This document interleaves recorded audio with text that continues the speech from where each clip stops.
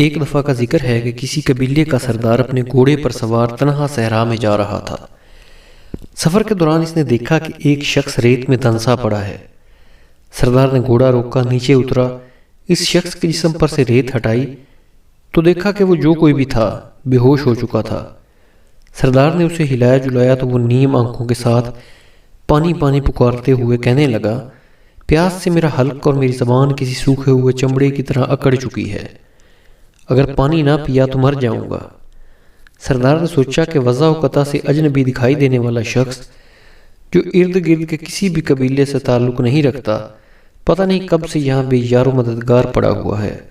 اس نے جلدی سے گھوڑے کی زین کے ساتھ لٹکی ہوئی چھاچھل اتاری اور اس اجنبی کے ہونٹوں سے لگا کر اس کی پیاس بجھانے لگا۔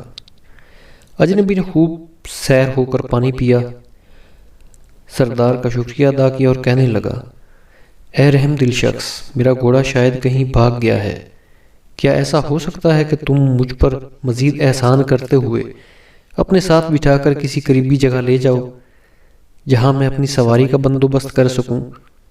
سردار نے خوش دلی سے کہا، ہاں کیوں نہیں۔ سردار گھوڑے پر سوار ہو کر اس اجنبی سے کہنے لگا، آ جاؤ میرے پیچھے بیٹھ جاؤ۔ اجنبی وہ مشکل زمین سے اٹھا اور اٹھ کر 2-3 بار گھوڑے پر سوار ہونے کی کوشش کی، مگر ہر بار نکاہت کے باعث گر جاتا۔ وہ سردار سے کہنے لگا، اس سنگ دل صحرا نے میرے جسم کی ساری طاقت نچوڑ لی ہے، براہ کرم کیا ایسا ہو سکتا ہے کہ آپ اتریں اور گھوڑے پر سوار ہونے میں میری مدد کریں؟ سردار بخوشی اتر کر اس اجنبی کو گھوڑے پر بٹھانے میں مدد کرنے لگا۔ اجنبی جیسے ہی گھوڑے پر سوار ہوا، اس نے ایک زوردار لات سردار کے پیٹ میں رسید کی اور گھوڑے کو ایڑ لگا کر بگا لے گیا۔ سردار نے پیچھے سے آوازیں دیں تو اس اجنبی شخص نے رک کر کہا، شاید تم خجالت محسوس کر رہے ہو کہ ایک اجنبی کے ہاتھوں دھوکہ کیسے کھا گیا۔ سنو، میں ایک راہزن ہوں اور لٹیرے سے رحم کی بھیک مانگنا بیکار ہے، اس لیے چیخنے چلانے سے کوئی حاصل نہیں ہوگا۔ سردار نے جواب دیا کہ میں ایک قبیلے کا سردار ہوں اور بھیک مانگنا یا رحم کی درخواست کرنا ایک سردار کی شان کے خلاف ہوتا ہے۔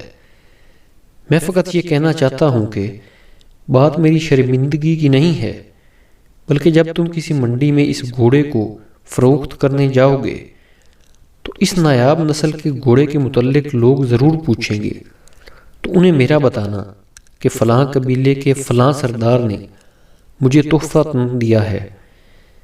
کسی بھی محفل میں صحرا میں لاچار اور بے یار و مددگار شخص کا روپ دھار کر مدد حاصل کرنے کے بہانے لوٹنے کا قصہ مت سنانا، ورنہ لوگ بے رحم صحراؤں میں مدد کے طلبگار اجنبیوں پر بھروسہ کرنا چھوڑ دیں گے۔